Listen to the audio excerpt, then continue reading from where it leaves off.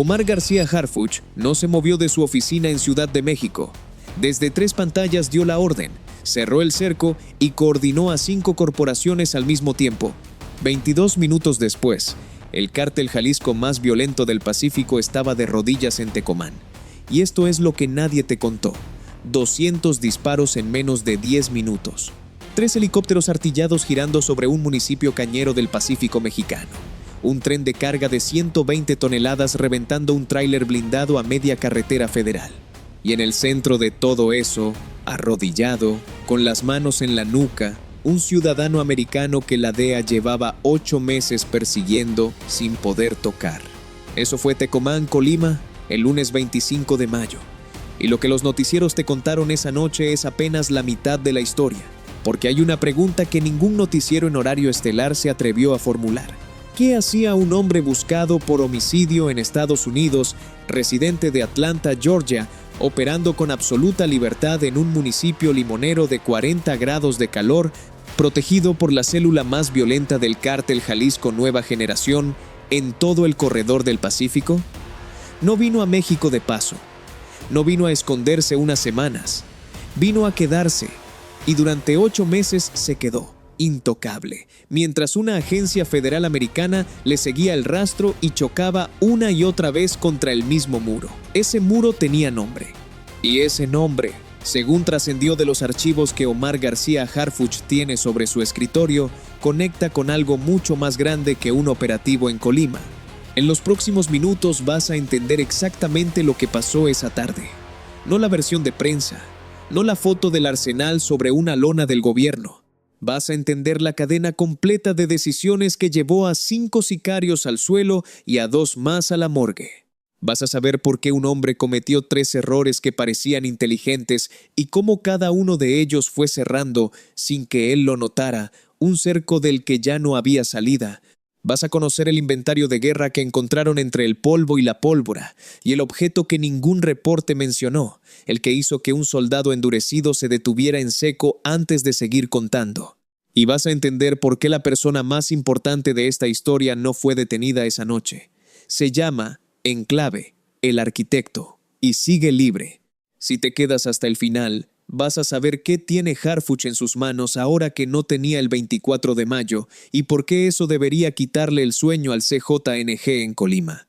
Para entender Tecomán hay que entender primero qué significa Colima para el cártel Jalisco Nueva Generación. Y la respuesta incomoda, porque no cabe en la narrativa fácil de un estado pobre y violento.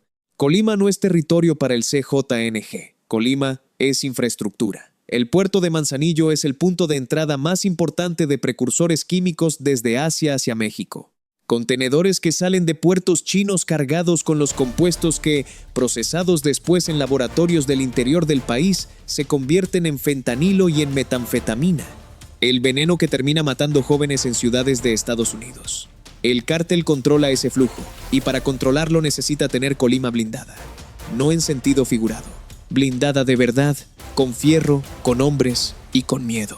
Tecomán está a 40 minutos de Manzanillo por carretera, tierra de limones y de caña de azúcar, de calor seco que reverbera sobre el asfalto en mayo, donde los caminos se convierten en polvo apenas dejas atrás la federal.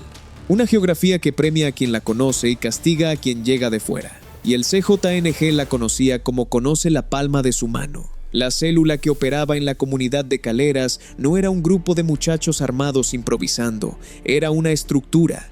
Tenía jefes de sicarios, tenía un encargado de logística, tenía ejecutores plenamente identificados y, lo más delicado de todo, tenía un enlace internacional, tenían blindados artesanales soldados a mano, tenían granadas fabricadas en taller, y tenían un Barrett calibre 50, el rifle capaz de perforar un vehículo blindado a más de 1 kilómetro de distancia.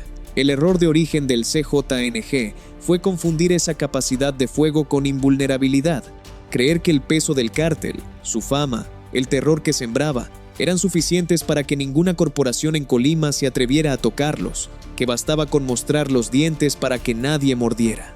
Calcularon mal. Pero hay un detalle que cambia por completo la lectura de esa noche y que ningún noticiero te explicó. Esa célula no actuó sola el 25 de mayo, actuó desesperada. Y la desesperación, en este mundo, nunca es gratuita. siempre tiene una causa. En este caso, la causa tiene un nombre clave, y ese nombre cometió 3 errores. 3 decisiones que, en el momento de tomarlas, parecían las jugadas de un hombre inteligente.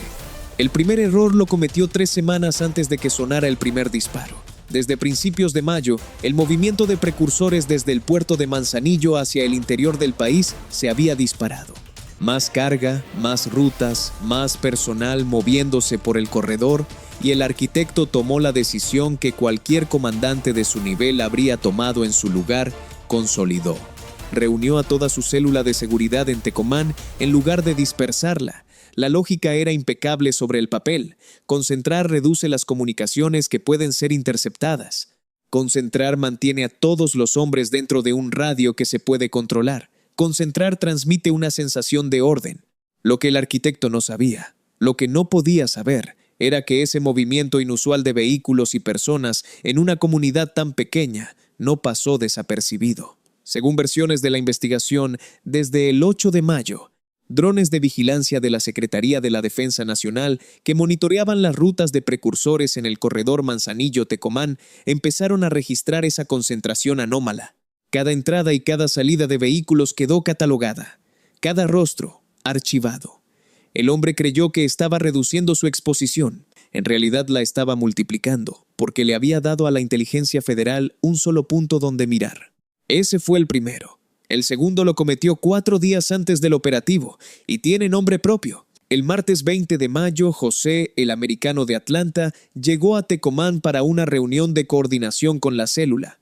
Era un movimiento de los más sensibles que el cártel podía hacer, porque José no era cualquier pieza. Para protegerlo, el arquitecto ordenó que los vehículos de escolta circularan en convoy visible por caleras. La intención era clara: demostrar fuerza, inhibir a los soplones locales, mandar el mensaje de que esa zona estaba cerrada y vigilada, pero la fuerza que se muestra también se fotografía. Ese convoy fue captado y geolocalizado por un informante activo de la Fiscalía General del Estado. Las imágenes aterrizaron en la Mesa de Coordinación Estatal el domingo 24 de mayo. Y para esa misma noche, los analistas ya habían cruzado las placas, los rostros y las rutas con bases de datos federales. El perfil completo de José quedó expuesto sobre la mesa, sus antecedentes en Atlanta, su orden de aprehensión internacional, su rol como enlace financiero de la red. El hombre al que la célula intentaba blindar con un desfile de camionetas acababa de quedar perfectamente identificado por el simple hecho de haberlo paseado a plena luz. Ese fue el segundo, pero fue el tercero el que cerró el cerco de manera definitiva, y fue el más humano de los 3, porque nació del instinto y no del cálculo. La mañana del 25 de mayo, a las 2:37 de la tarde, elementos de la policía investigadora de la Fiscalía respondieron a un llamado al 911 en Caleras. En ese instante la célula tuvo exactamente 2 opciones, y solo 2: replegarse y dejar pasar a los agentes, perdiendo presencia territorial por unas horas, o atacar y eliminar el problema antes de que creciera. Replegarse era humillante pero reversible. Atacar parecía rápido y limpio. Atacaron. Más de 200 disparos contra agentes de la Fiscalía. 2 elementos heridos, uno con un impacto cerca del cuello. Lo que ninguno de esos hombres alcanzó a comprender en el calor del momento fue que ese ataque no eliminó el problema, lo detonó. Porque en el segundo exacto, en que las primeras balas resonaron sobre el polvo de Caleras, la señal de alarma viajó directo a Ciudad de México. Y a más de 600 kilómetros de distancia, en una oficina en silencio, Omar García Harfuch levantó el teléfono. Hay que detenerse aquí, porque lo que pasó después no fue improvisación. Eran las 14:52 del 25 de mayo. Harfuch estaba en su oficina en la Secretaría de Seguridad y Protección Ciudadana. Frente a él, 3 pantallas. En una, el feed en tiempo real de un dron que ya llevaba más de 40 minutos sobrevolando Tecomán a 4.000 metros de altura, invisible desde el suelo, transmitiendo imagen térmica en alta definición. En las otras 2, los reportes que habían ido llegando en los últimos minutos. 2 agentes heridos, 1 grave. El agresor activo, la zona todavía caliente. Harfuch no necesitaba más. A las 14:54 dio la orden y se activó el protocolo de respuesta coordinada. No hubo sirenas, no hubo anuncios, solo 5 instituciones moviéndose al mismo tiempo en silencio absoluto. La Secretaría de Marina, la Secretaría de la Defensa Nacional, la Guardia Nacional, la Secretaría de Seguridad Federal y su homóloga estatal, cada una con su cuadrante, cada una con instrucciones precisas. Y una regla que lo gobernaba todo: ninguna entra hasta que el cerco esté completo. A las 15:08, desde la base naval de Manzanillo, despegaron los 3 helicópteros artillados. Y aquí está el primer detalle que revela el nivel de planeación. No volaron en formación directa hacia Tecomán. Salieron en rutas separadas, entrando por distintos puntos cardinales del municipio, con un único objetivo: cerrar el espacio aéreo antes de que cualquiera en tierra pudiera reaccionar. El dron los coordinaba desde arriba, ajustando las trayectorias en tiempo real según los movimientos de calor que detectaba en el suelo. Mientras tanto, en las calles de Tecomán, la gente vivía un martes de mayo cualquiera. 40 grados, olor a tierra seca y a combustible, los limones todavía colgando de los árboles. Nadie levantó la vista, nadie sabía lo que se acercaba, pero la imagen térmica contaba otra historia muy distinta. En 3 puntos de Caleras y de las colonias aledañas había concentraciones de calor corporal que no correspondían a vida civil normal. Vehículos estacionados con los motores calientes, hombres agrupados detrás de bardas de bloc.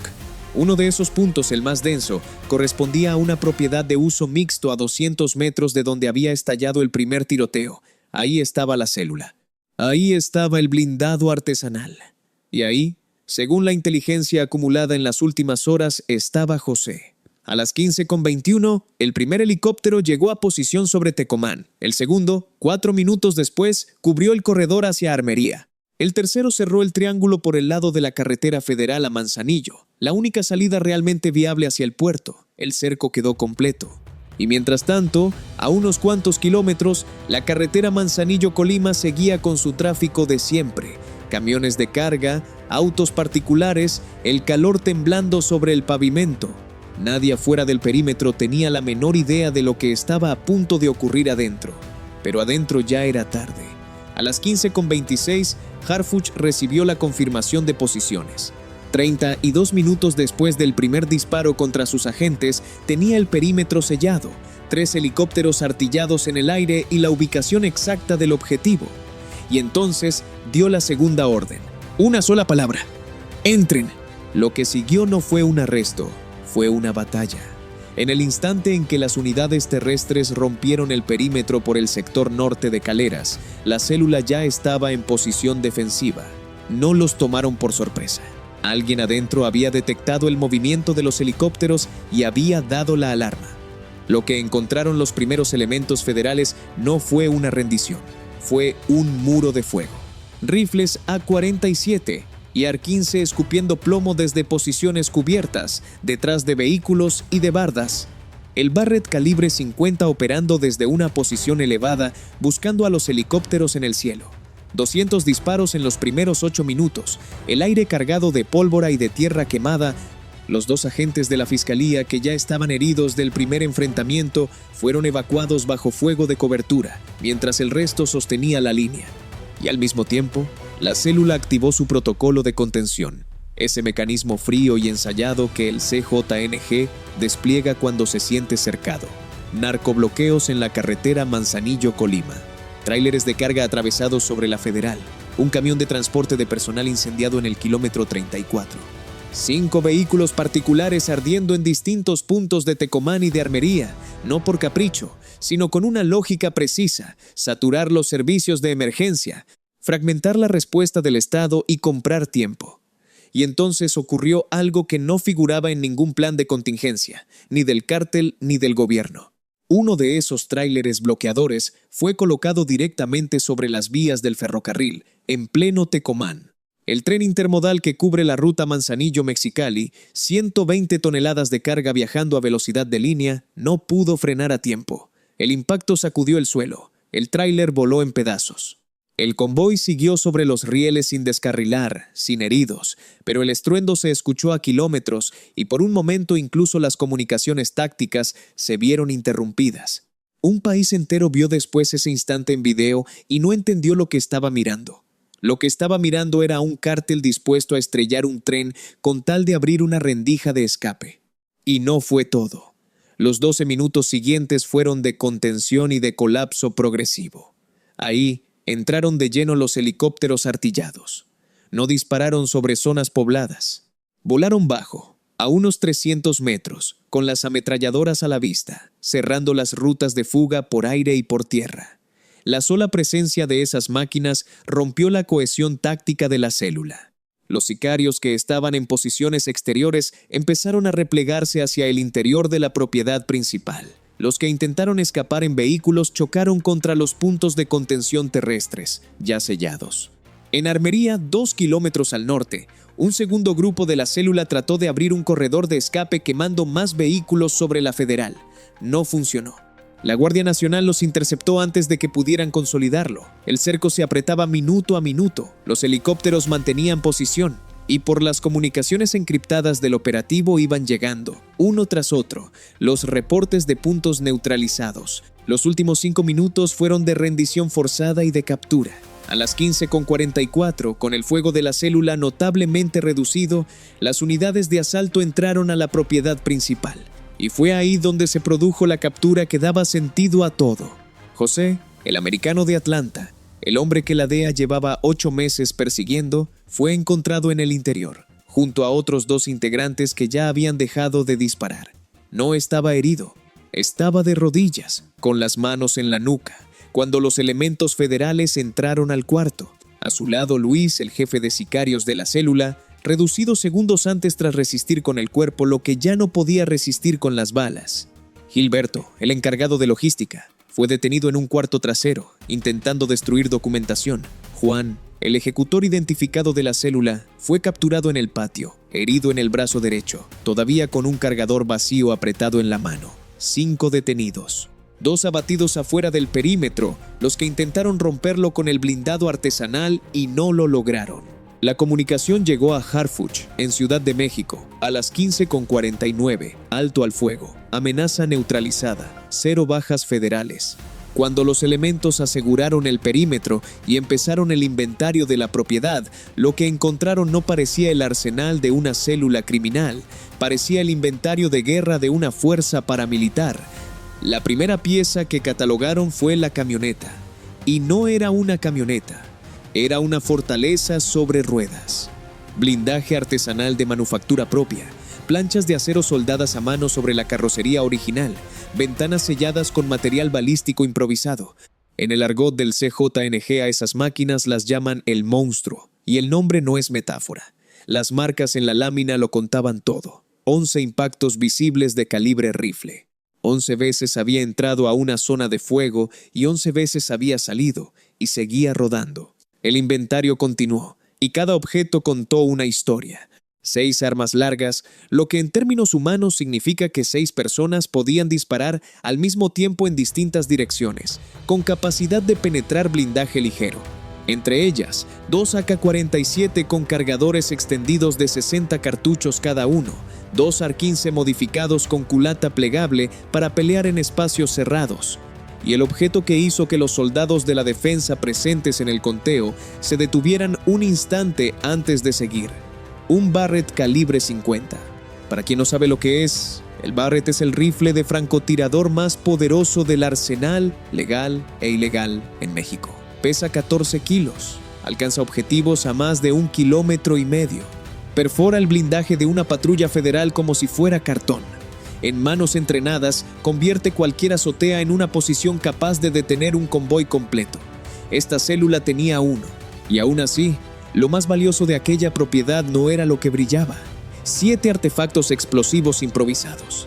No granadas de catálogo, sino granadas hechas a mano, con mezclas de material pirotécnico y fragmentación de acero, diseñadas para causar el máximo daño en espacio abierto. 35 cargadores de distintos calibres, suficientes para sostener un enfrentamiento de horas sin reabastecer. 2 cuatrimotos todoterreno, de esas que el cártel usa para moverse por brechas donde un vehículo normal no entra. Chalecos y placas balísticas con los logos del cártel Jalisco Nueva Generación bordados en hilo rojo sobre fondo negro, fotografiados y difundidos por el gobierno de Colima como prueba de la afiliación. Y entonces, entre todo ese metal y esa pólvora, alguien encontró algo que no figuraba en ninguna lista de aseguramiento. En el interior del chaleco táctico de uno de los 2 hombres abatidos afuera del perímetro, el que murió intentando romper el cerco con el blindado, había una fotografía. Pequeña, plastificada, del tamaño de una credencial. 2 niños, de no más de 4 y 6 años, sonriendo frente al mar. El fondo parecía Manzanillo. La imagen estaba doblada por las esquinas de tanto haberla abierto y cerrado. Y ese detalle pequeño cuenta una historia enorme. Un hombre que cargaba un Barrett calibre 57 granadas también cargaba la foto de sus hijos plastificada sobre el pecho, como si un pedazo de plástico bastara para mantener separadas esas 2 vidas que llevaba al mismo tiempo. Como si pudiera ser asesino en una y padre en la otra sin que las 2 se tocaran. No se puede. Esa foto, hoy, está dentro de un sobre de evidencias en algún laboratorio forense de Colima. Pero lo verdaderamente valioso, lo que va a doler más al CJNG en los próximos meses, tampoco brillaba. Estaba en el cuarto trasero, en las manos de Gilberto, el encargado de logística, que intentaba destruirlo cuando lo detuvieron. Documentos, registros de rutas de distribución desde el puerto de Manzanillo hacia el interior del país, nombres en clave, fechas, cantidades y un directorio de contactos con números de teléfono que los analistas de inteligencia empezaron a cruzar esa misma noche con interceptaciones de meses anteriores. Esos papeles que Gilberto no alcanzó a quemar valen más que todo el arsenal junto, porque el arsenal se reemplaza en semanas. Un Barrett se compra, las granadas se vuelven a fabricar. La inteligencia contenida en esos documentos tardó años en construirse y no se recupera con dinero. Harfuch no habló esa noche, no hubo conferencia de prensa, no hubo imagen frente a micrófonos con el arsenal de fondo, no es su estilo. La declaración llegó a través de la Mesa de Coordinación Estatal, breve, sin adjetivos, construida para que cada palabra hiciera un trabajo específico, que se desplegó un operativo coordinado entre fuerzas federales y estatales, que resultó en la detención de 5 presuntos integrantes del CJNG, incluyendo un ciudadano extranjero con requerimiento internacional, que se aseguró armamento de alto poder, vehículos y equipo táctico, y que las instituciones del Estado seguirán actuando con toda la fuerza de la ley contra quienes generan violencia. 4 oraciones, y cada una, si uno sabe leerla, dice mucho más de lo que aparenta. Cuando dice operativo coordinado, no está rellenando con burocracia, está mandando un mensaje. Está diciendo que ninguna corporación actuó por su cuenta, que no hubo fisura que el cártel pudiera explotar, que la cadena de mando funcionó de arriba hacia abajo sin filtración en el momento clave. Y es también un aviso hacia adentro, hacia quien quiera obstaculizar ese nivel de coordinación. Cuando menciona a un ciudadano extranjero con requerimiento internacional, tiene un destinatario que no está en México. La DEA, el FBI, las agencias que llevan meses rastreando la ruta del fentanilo desde los puertos mexicanos hacia el sureste de Estados Unidos. Harfuch no dijo el nombre de José, no le hacía falta. Esa frase fue una señal de que la coordinación binacional está activa y de que el lado mexicano está entregando resultados concretos. Y cuando enumera armamento, vehículos y equipo táctico, en ese orden, lo que no menciona es tan importante como lo que dice. No habló del Barrett, no habló de las granadas, no habló de los documentos.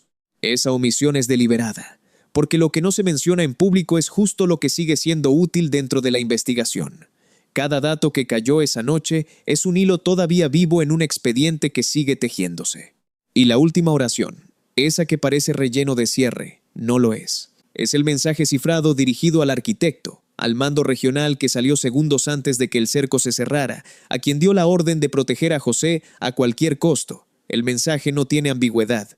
El cerco no se levantó con el operativo. El cerco sigue. Y aquí conviene subir la mirada, porque lo que pasó en Tecomán no es un incidente aislado, es un síntoma.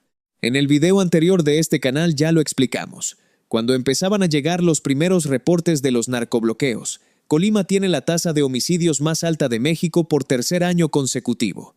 Y no es porque sea un estado pobre o desorganizado, es porque es el estado más estratégico del país para el tráfico de precursores químicos. El puerto de Manzanillo recibe contenedores desde puertos asiáticos con compuestos que, ya procesados en el interior, se convierten en fentanilo y metanfetamina con destino al mercado americano. Eso no lo va a explicar ningún noticiero en horario estelar, porque resulta incómodo para varias conversaciones diplomáticas que están ocurriendo en paralelo. Pero es la verdad de fondo, y sin ella nada de esto se entiende. Este operativo confirma un patrón que, según fuentes cercanas, Harfuch lleva documentando desde que asumió la secretaría. El CJNG no responde a la presión del Estado retirándose, responde escalando. Cada vez que una célula es golpeada, la reacción es más armamento, más blindados, más explosivos. Los narcobloqueos del 25 de mayo, los tráileres incendiados, el tren impactado, los 5 autos en llamas, no fueron caos espontáneo. Fueron un protocolo diseñado para saturar a los servicios de emergencia, fragmentar la respuesta estatal y comprar los minutos exactos que un objetivo de alto valor necesita para escapar. Y aquí la historia da un giro, porque ese protocolo funcionó. A medias, pero funcionó. El arquitecto escapó. No escapó por una falla del operativo. Los 5 detenidos, los 2 abatidos y el arsenal asegurado son la prueba de que el cerco fue efectivo. El arquitecto escapó porque, según las versiones que circulan en la investigación, alguien en algún punto de la cadena de información previa le avisó que se moviera. Y esa es la pregunta que las instituciones no están respondiendo en público. ¿Existió esa filtración? Los patrones sugieren que sí. ¿Quién sabía lo suficiente y a qué nivel de la coordinación para poder avisar? Un analista de seguridad consultado por este canal, que pidió no ser identificado, describió lo del 25 de mayo como un éxito táctico con una deuda estratégica pendiente. 5 capturas, sí, pero el objetivo de mayor valor sigue libre. Según fuentes cercanas a la investigación, el arquitecto salió de Tecomán antes de que los helicópteros cerraran el espacio aéreo y lo hizo en un vehículo sin ninguna característica táctica. Nada que activara una alerta en los puntos de contención. Un sedán oscuro, placas de Jalisco, conducido por alguien que no aparece en ninguna base de datos activa. Una salida diseñada con anticipación. Y eso es lo que más debería preocupar, porque significa que el arquitecto sabía, con suficiente tiempo, que algo se estaba cerrando sobre él. Eso no es suerte. Eso es inteligencia propia. Una red de avisos paralela a la del cártel, y es justamente lo que lo convierte en el objetivo más importante que quedó en pie después de esa tarde. La pregunta entonces es muy concreta. ¿Qué tiene Harfuch hoy que no tenía el 24 de mayo? Tiene a José, un testigo con orden de extradición, con todas las razones del mundo para cooperar y con conocimiento directo de la red financiera que conecta a la célula de Tecomán con receptores en Atlanta, en Houston, en Chicago. José no es un sicario que solo sabe disparar. José es, en la práctica, un contador de guerra que conoce nombres, cuentas, rutas y montos. Y la DEA va a sentarse a hablar con él en cuanto pise suelo americano. Tiene también los documentos de Gilberto, parcialmente destruidos pero no del todo. Desde la noche del 25, los analistas de inteligencia llevan cruzando los nombres en clave de esos registros con interceptaciones telefónicas anteriores y cada coincidencia es un eslabón nuevo en la cadena que apunta hacia el arquitecto. Y tiene algo más, algo que no es papel ni testigo. Tiene el patrón completo de esa tarde. Los narcobloqueos, los puntos de incendio, las rutas de escape activadas, todo eso le dice exactamente cómo opera el arquitecto cuando siente presión, cómo piensa, a dónde corre, qué sacrifica y qué protege. Lo único que le falta a Harfuch es la ubicación actual. Y aquí hay una lógica que estrecha el mapa por sí sola. El arquitecto no va a quedarse en Colima. Sería un suicidio después de lo que pasó. Pero tampoco puede alejarse demasiado del corredor Manzanillo-Tecomán, porque alejarse significa perder el control de la infraestructura que le da valor dentro del cártel. Está atrapado en una contradicción. Se mueve dentro de un radio, y ese radio se reduce cada día. Según fuentes cercanas a la investigación, el siguiente movimiento de este expediente tiene incluso fecha aproximada. Hay una ventana operativa abierta antes de que termine junio, que coincide con el siguiente embarque de precursores programado desde un puerto del Pacífico Asiático hacia Manzanillo. El arquitecto va a tener que aparecer para supervisar ese movimiento, y cuando aparezca, ya no contará con los segundos que tuvo el 25 de mayo. Porque hay una razón muy específica por la que nadie detuvo ese sedán oscuro con placas de Jalisco en los puntos de contención. Y esa razón merece su propio video. Volvamos al principio, a los 200 disparos, a los 3 helicópteros girando sobre Tecomán a 300 metros de altura, al tren reventando un tráiler blindado en plena carretera federal, a la fotografía plastificada de 2 niños frente al mar, encontrada en el pecho de un hombre que murió intentando romper un cerco que ya se había cerrado 12 minutos antes de que él lo intentara. Todo eso ocurrió en menos de 30 minutos. Desde el primer disparo contra los agentes en Caleras hasta el mensaje que llegó a Ciudad de México, alto al fuego, amenaza neutralizada, 0 bajas federales, 22 minutos de operativo activo. 22 minutos para los que Harfuch llevaba semanas colocando, una por una, cada pieza.